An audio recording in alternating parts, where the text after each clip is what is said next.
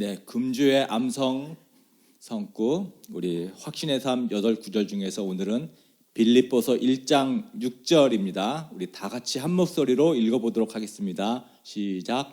선한 일을 여러분 가운데서 시작하신 분께서 그리스도 예수의 날까지 그 일을 완성하시리라고 나는 확신합니다.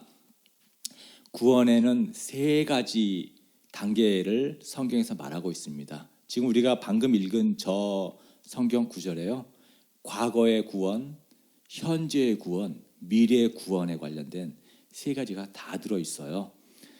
과거의 구원이 뭐냐? 내가 예수님을 주님으로, 나의 구주로 영접했던 그 순간이 우리가 구원받는 순간입니다. 여러분들 과거에 다 그런 고백을 하셨고 과거에 다 이룬 구원을 통해서 오늘 이 예배 자리에 나오신 것입니다. 우리 기태 형제는 지난주 믿음의 고백을 했고 이미 과거가 됐죠. 우리가 과거에 이룬 구원을 선한 일을 여러분 가운데서 시작하신 분께서 이렇게 말하고 있습니다.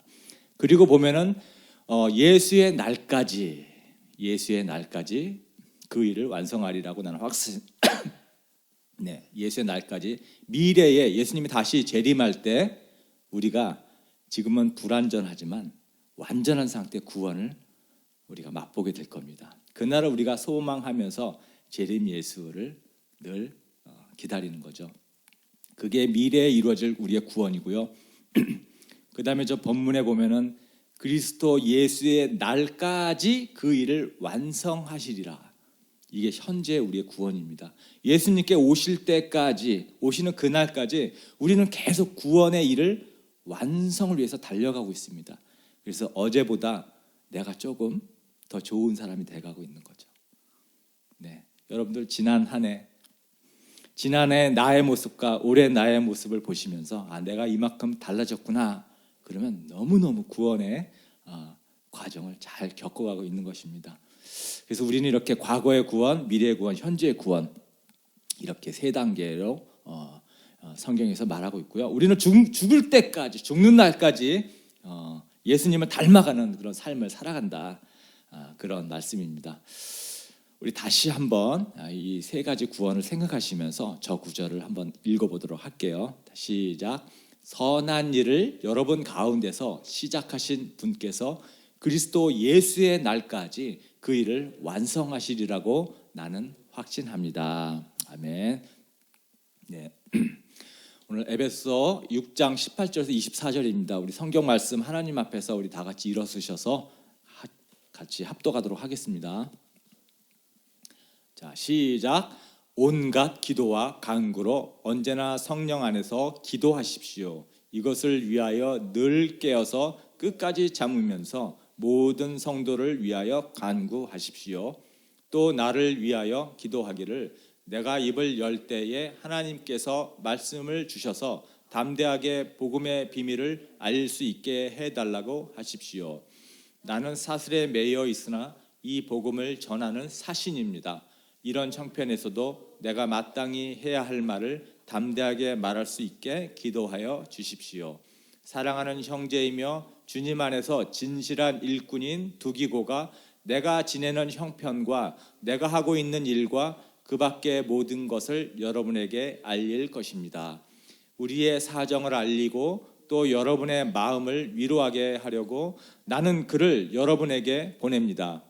아버지 하나님과 주 예수 그리스도께서 성도들에게 평화를 내려주시고 믿음과 더불어 사랑을 베풀어 주시기를 빕니다. 우리 주 예수 그리스도를 변함없이 사랑하는 모든 사람에게 은혜가 있기를 빕니다. 아멘.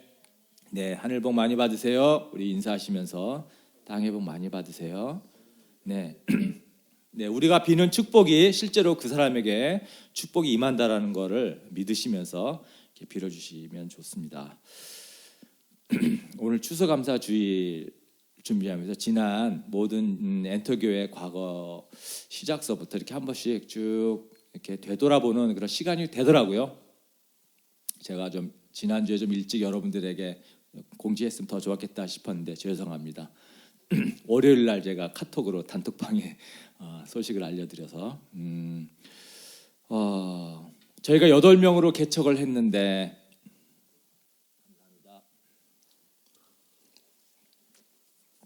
8명으로 개척을 했는데 예, 지금 9개월째 접어들면서 총 13명의 엔터교회 성도님들이 이렇게 숫자가 늘어나게 됐어요. 생각해 보면 이게 기적입니다. 기적. 개척교회 코로나 시기에 개척을 하는 것 자체도 사실은 엄청난 놀라운 기적이고요. 우리는 잘 못 느끼지만 주변의 다른 사역자들은 어떻게 코로나 시기에 2만여 교회가 망해가고 있는, 많은 교회가 문을 닫고 있는데 어떻게 그 시기에 교회를 개척했냐, 이런 얘기 많이 하고요. 놀랍다 얘기하고. 그럼에도 불구하고 교인 수가 줄지 않고 60% 성장했다라는 거. 이것이야말로 감사하지 않을 수가 없죠. 네, 주님 감사합니다. 사랑합니다, 주님. 너무 감사해요. 너무. 또 교회 재정은 마이너스지만 하나님께서 또 다 채워주세요. 여러분 걱정하지 마십시오. 교회는 하나님이 채워주시지 여러분들 부담 가질 필요 없습니다. 그 대신 여러분들 돈 잘 버시면 우리 하나님께도 넉넉히 드리는 그런 축복된 삶 사시기를 진심으로 축원합니다. 너무 감사해요. 너무 감사해요. 너무. 오늘 본문에 우리가 읽은 이 편지 내용이 바울이 에베소 교회에 쓴 편지인데요. 여기에 기도와 감사 그리고 또 축복의 말이 들어있어요. 그래서 우리 이 본문을 통해서 우리가 어떻게 기도할 것인가 이걸 바울한테 좀 배우고요. 그 다음에 무엇을 감사할 것인가, 감사에 대해서 좀 배우고요. 그 다음에 축복이 무엇인가, 이 축복에 대해서 우리가 배우려고 합니다. 먼저 기도에 관해서 바울이 18절에 얘기를 이렇게 하고 있죠. 온갖 기도와 간구로 언제나 성령 안에서 기도하십시오. 이것을 위하여 늘 깨어서 끝까지 참으면서 모든 성도를 위하여 간구하십시오. 이렇게 기도하라고 하는 지금 편지 글이 있는데 여기 보면 제가 빨간색으로 색이나 온갖, 언제나, 늘, 모든, 우리말로는 다 다르게 지금 표현되어 있지만 헬라 원어에는 저게 단어가 똑같은 한 단어예요. 영어로 얘기하면 all, 모든, all, all, all, 한 단어입니다. 그러니까 바울이 지금 이렇게 얘기를 한다고 볼 수 있어요. 그러니까 모든 종류의 기도와 간구로 모든 시간 동안 성령 안에서 기도하십시오.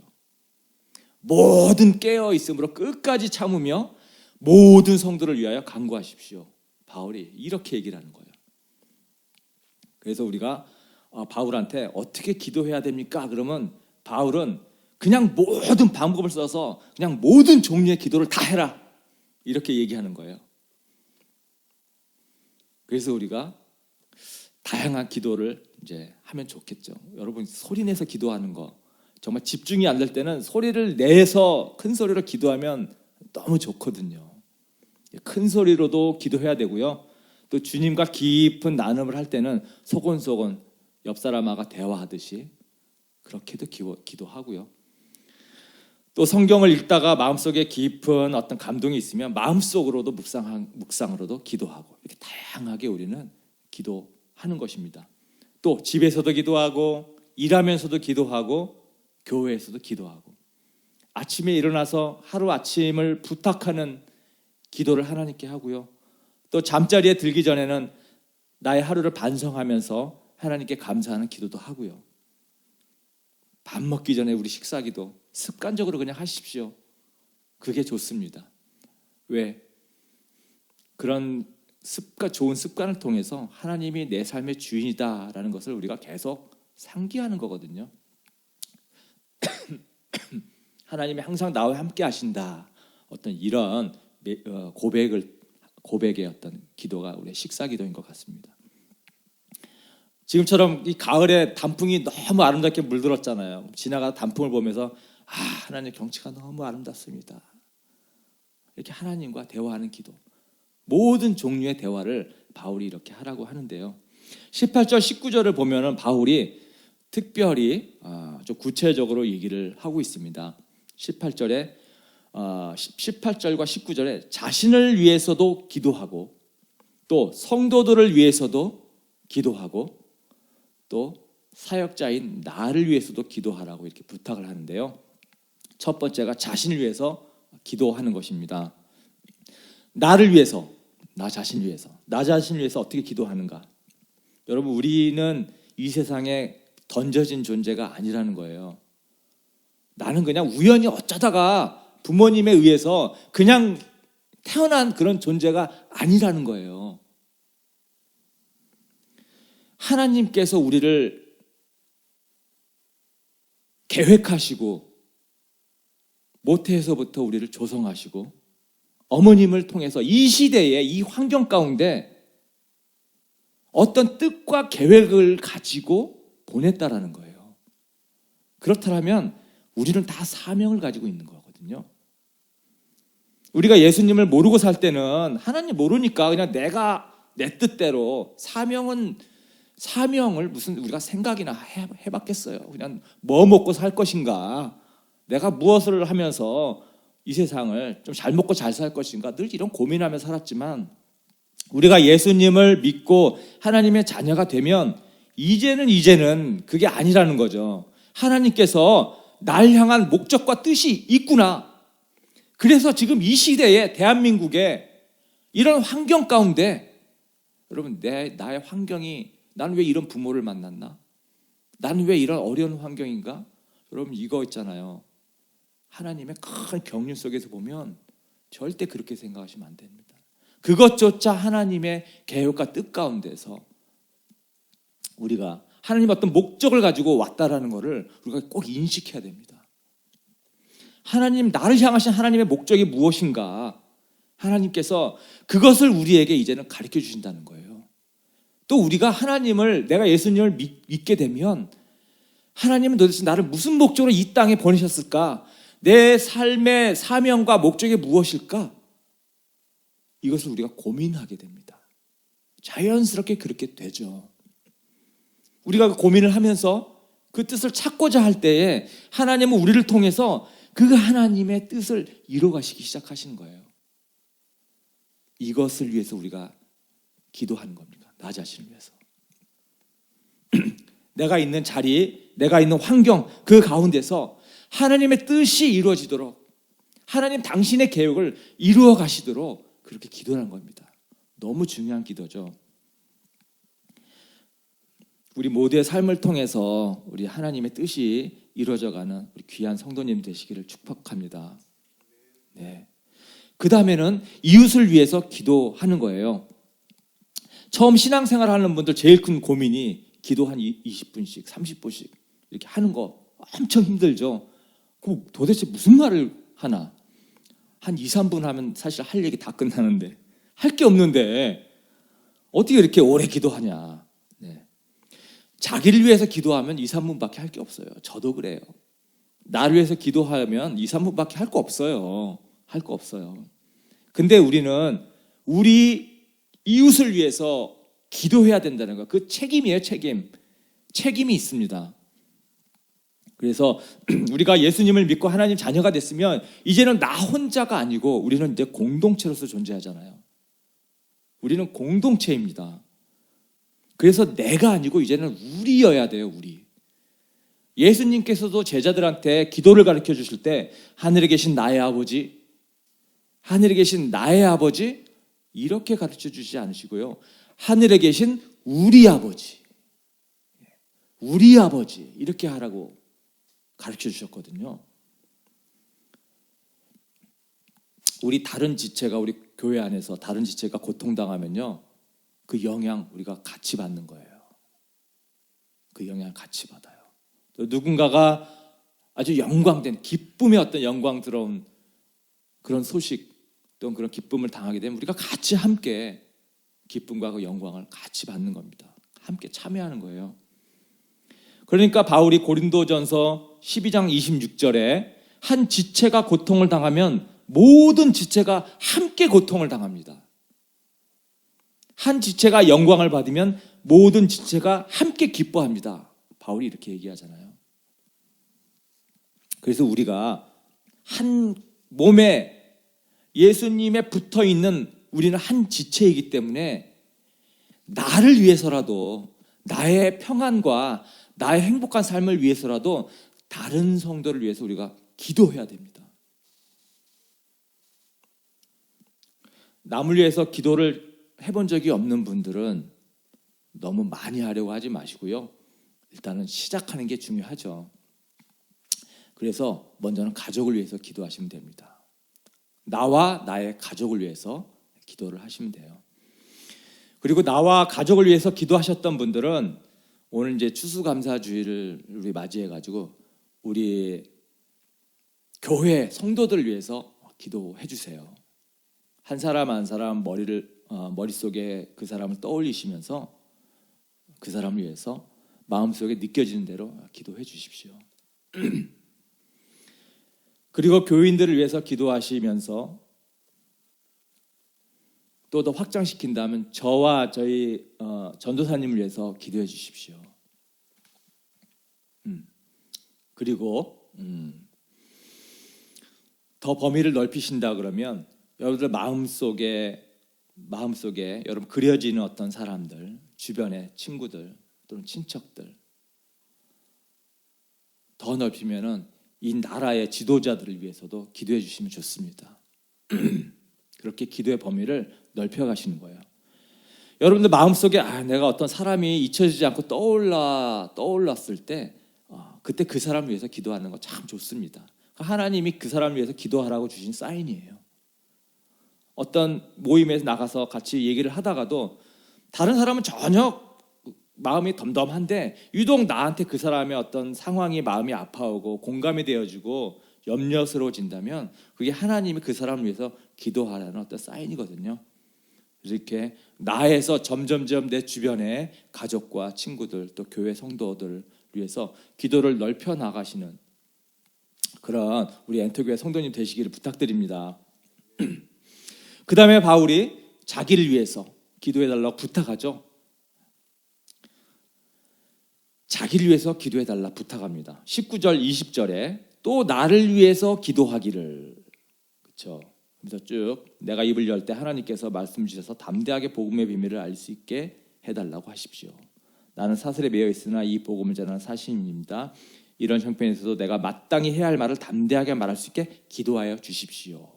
바울이 자기를 위해서 기도해달라고 부탁합니다. 바울이 굉장히 겸손한 사람이거든요. 바울이 에베소서 이 3장 8절에 보면 바울이 자기를 이렇게 묘사합니다. 모든 성도 가운데서 지극히 작은 자보다 더 작은 자, 지극히 작은 자보다 더 작은 나. 그리고 디모데전서 1장 15절에는 나는 죄인의 우두머리입니다. 자기가 자기 스스로를 이렇게 얘기해요. 근데 저는 이게 바울이 좀 자기를 좀 이렇게 좀 일부러 포장하기 위해서, 겸손하기 위해서 이렇게 했다고 저는 생각 안 해요. 진짜 바울은 자기가 정말 낮은 자보다 더 작은, 정말 보잘것없는 사람이라고 그렇게 느끼고 있고요. 자기가 모든 죄인들의 괴수다 라고 그렇게 실제적으로 느꼈다고 저는 믿습니다.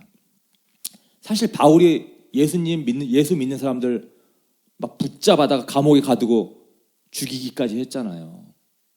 바울이 그랬던 자기인데 자기가 지금 이 예수님을 전하기 위해서 이 복음을 전하는 자신의 모습을 보면 얼마나 미안하겠어요. 예수님한테도 미안하고 같은 성도들한테도 너무너무 미안할 것 같아요. 나 같은 이런 사람도 예수님께서 써주시는구나. 겸손해. 그런 면에서 바울이 자기의 겸손함을 실제적으로 고백했다라고 생각돼요.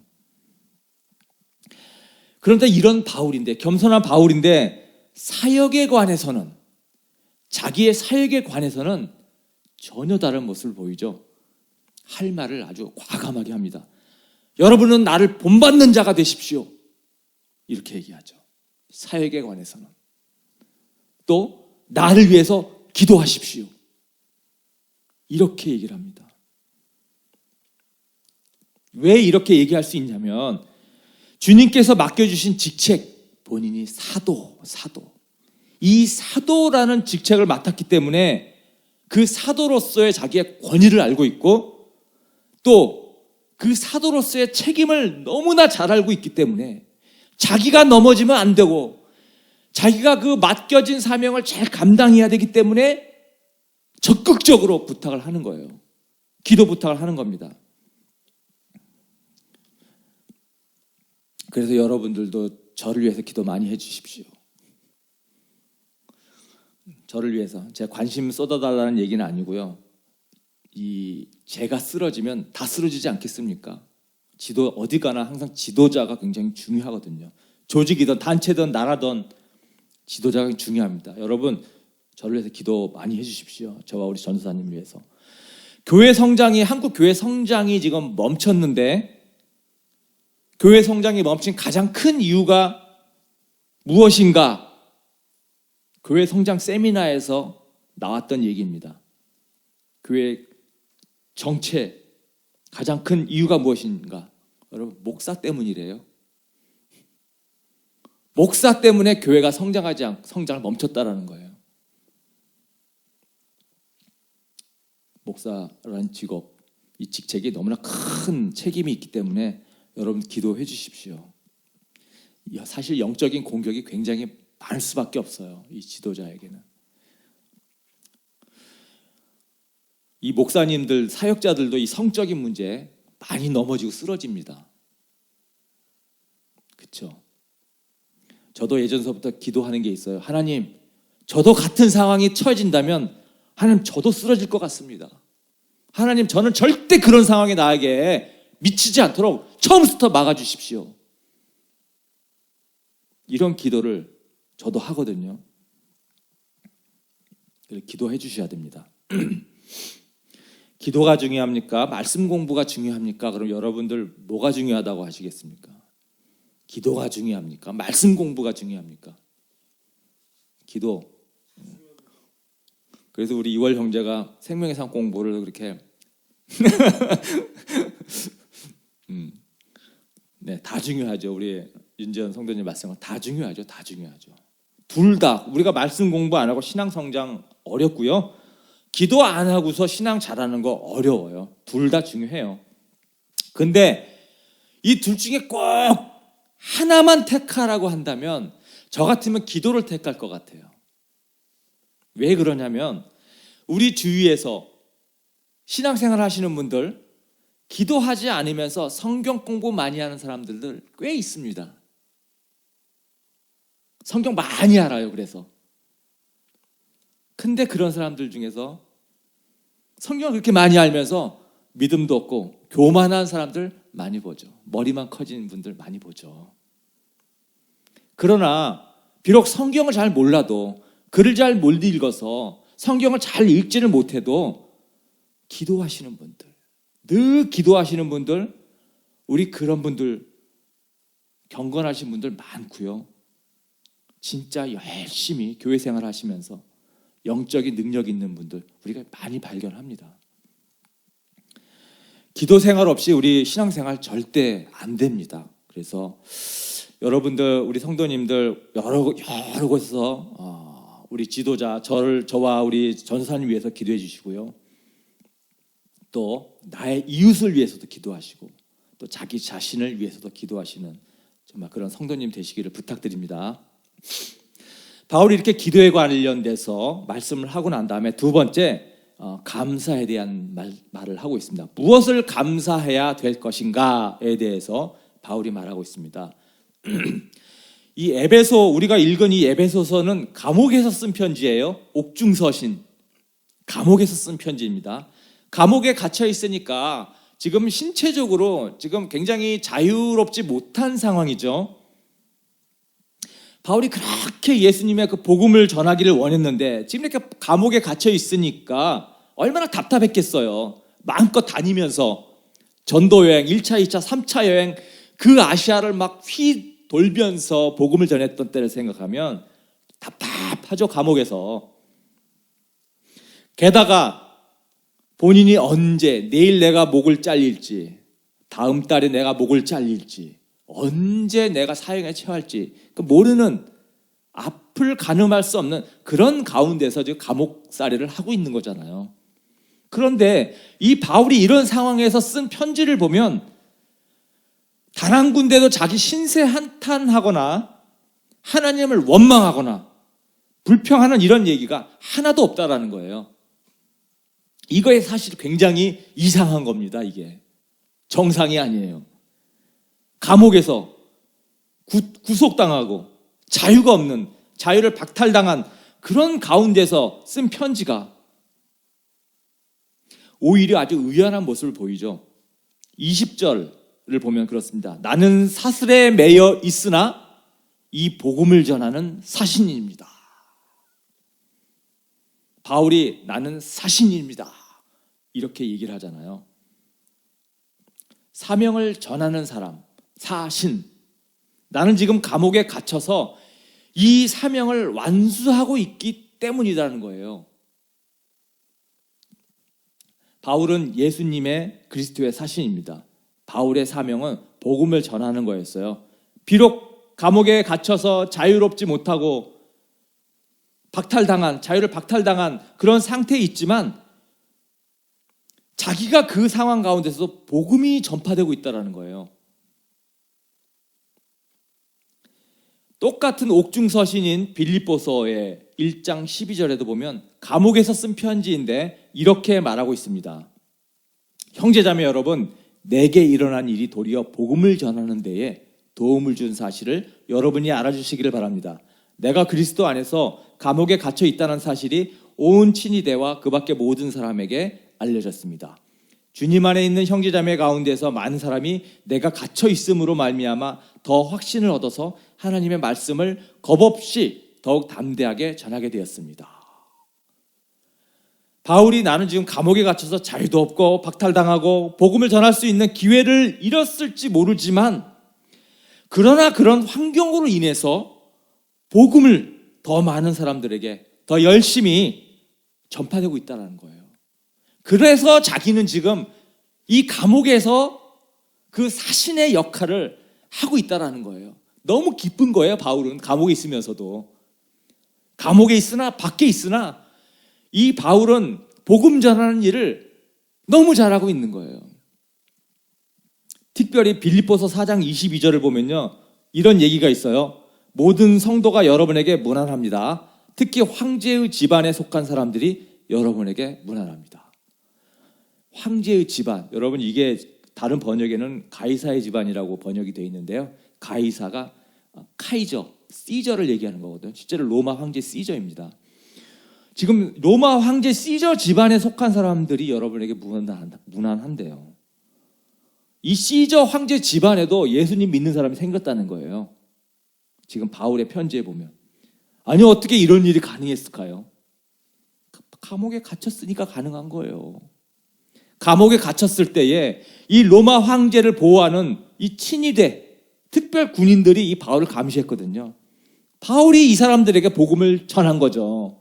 그러니까 이 사람들을 통해서 이 시저 황제의 측근들까지 예수님을 믿게 된 거예요. 그래서 바울이 감옥에 갇혀 있으면서도 원망도 없고요, 후회도 없고 불평도 없어요. 왜요? 하나님께서 나를 이곳에 보내셨구나. 내가 지금 감옥에 갇히고 쇠사슬에 묶여 있지만 주님의 사역을 열심히 지금 이루어가고 있는 중이구나. 그래서 에베소서 이 교회들에게, 교회 성도들에게 기도 부탁을 하는 것을 보면은 자기를 풀려나게 해달라는, 이 감옥에서 나가게 해달라 기도가 하나도 없잖아요. 저 같았으면 그렇게 기도해달라고 부탁했을 것 같아요.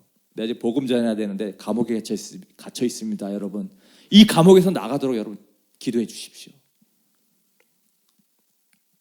그런데 바울은 전혀 그런 기도 부탁이 없었습니다. 오히려 무엇을 부탁합니까? 19절, 내가 입을 열 때에 하나님께서 말씀을 주셔서 담대하게 복음의 비밀을 알 수 있게 해달라고. 감옥에서도. 그 다음에 20절, 나는 사슬에 매여 있으나 이 복음을 전하는 사신입니다. 이런 형편에서도 내가 마땅히 해야 할 말을 담대하게 말할 수 있게 해달라. 감옥의 자리가 하나님께서 보낸 자리. 그래서 자기가 할 것은 기회가 주어지면 담대히 얘기하는 것이라는 거예요. 그러니까 감옥이 바로 하나님이 나를 보내신 그러한 사역의 곳이다, 장수다라는 것을 바울이 알았거든요.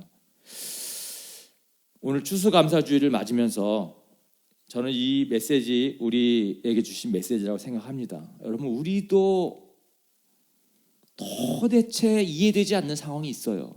그렇게 기도해도 응답이 안 돼요. 이 어려운 상황, 도대체 풀리지 않는 이 상황, 흔히 얘기하는 고난, 도대체 왜 이 어려움에서 빠져나오지 않게 하나님 도와주시지 않느냐, 이 문제 내가 해결해 달라고 그렇게 오랫동안 기도해 왔는데 왜 여전히 나에게 이러한 문제들이 그대로 남아있는가, 해결되지 않는가.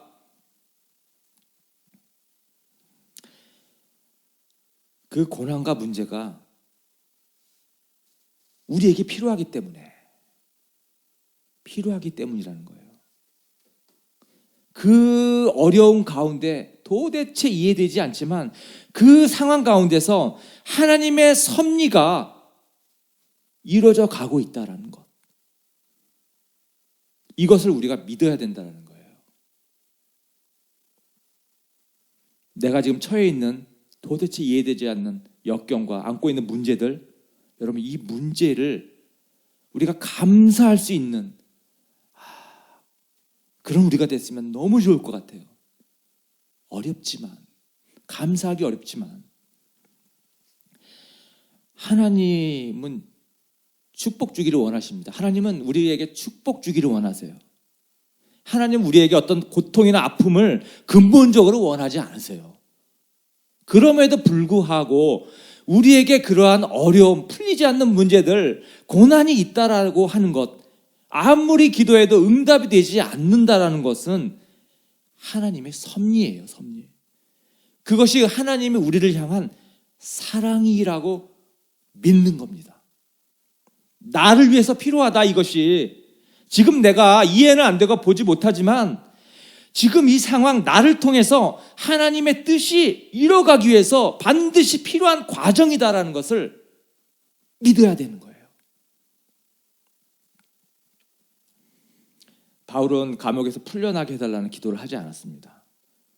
우리 사람이 보기에는 자유도 이렇고 복음을 전할 수 있는 길도 막혀 있는 것 같지만 하나님께서 그 상황 가운데서도 하나님의 기적과 같은 복음이 흘러가고 역사한다는 것을 바울은 보았던 거죠. 그래서 우리 성도님들 이번 한 주간 동안 추수감사주의를 맞아서 이렇게 삶을 좀 되돌아보시면서 내가 지금 아직까지 응답받지 못한 여러 문제들 좀 해결됐으면 하는 그런 해결되지 않은 것들에 대해서 한번 이렇게 감사하는 그런 시간들을 보내시기를 부탁드립니다. 마지막으로 바울은 축복에 대한 말을 하고 있습니다. 참된 축복이 무엇인가 이렇게 얘기를 하고 있습니다. 2월 형제 많이 졸립지? 애쓴다. 안 졸으려고 애써. 이렇게 한번 딱 얘기해주면 또 갑자기 정신이 확 들 수도 있어요. 네. 축복에 대한 얘기를 하고 있습니다. 바울이 23절, 24절 이렇게 얘기를 해요. 아버지 하나님과 주 예수 그리스도께서 성도들에게 평화를 내려주시고 믿음과 더불어 사랑을 베풀어 주시기를 빕니다. 우리 주 예수 그리스도를 변함없이 사랑하는 모든 사람에게 은혜가 있기를 빕니다. 여기에 네 가지 단어들이 눈에 뜨이는데요. 평화, 믿음, 사랑, 은혜입니다. 이게 바로 참된 축복입니다. 축복. 우리가 돈을 참 잘 벌어가지고 좋은 차 타고 다니면서 또 좋은 집에서 사는 것도 물론 축복이죠. 더할 나위 없는 축복이죠. 은행에 돈이 많아서 내 노후가 왠지 든든한 그런 경제적인 여유도 축복이죠. 축복이죠. 여러분, 그런데 그런 축복 가운데서도 내 마음에 평화가 없다면, 그 가운데서도 내가 믿음이 없다면, 그 가운데서도 내가 사랑이 없다면, 또 하나님의 은혜가 없다고 한번 생각해 보십시오. 절대 축복이 아니죠. 그러나 내가 가진 것이 별로 없고 또 남들이 알아주는 그런 상황 가운데 내가 있지는 않지만 지금 내 삶이 평화롭고 내 믿음이 확고하고 나에게 사랑이 있고 하나님의 은혜가 역사한다면 이게 행복한 삶이고 축복받는 삶이죠. 우리는 무엇이 축복인지를 알아야 됩니다. 네. 이런 축복 우리 크리스찬들 모두 누릴 수 있는 권리예요. 권리. 우리가 아까도 예배 시작하기 전에 하늘 복 많이 받으세요 이렇게 인사하면서 우리가 그 축복의 말을 할 때는 그 축복이 실제로 저 사람에게 임한다라는 믿음으로 축복하는데요. 지금 바울이 그렇게 지금 우리에게 축복해주고 있잖아요. 그리스도를 변함없이 사랑하는 모든 사람에게 이런 은혜가 내리기를 빈다. 바울이 이렇게 축복하고 있잖아요. 우리가 이 축복 가운데 들어있는 거예요. 우리는 평화 가운데 사는 것 우리 권리고요. 믿음 가운데 사는 것이 우리 권리고요. 사랑 가운데 사는 것 우리 권리고 은혜 가운데 사는 것 우리 권리입니다. 우리 엔터교회 성도 여러분들 이런 평화, 믿음, 사랑, 또 은혜 아무도 이것 우리 안에서 뺏어가지 않도록 우리 믿음으로 꼭 지키시는, 그래서 하나님의 축복과 축복 안에서 사시는 우리 성도님 되시기를 예수님 이름으로 축원합니다. 우리 아까 처음에 불렀던 날 구원하신 주 감사, 이거 다시 한번 다 같이 부를 거거든요. 우리 전심으로 감사의 마음으로 하나님 앞에 올려드리겠습니다.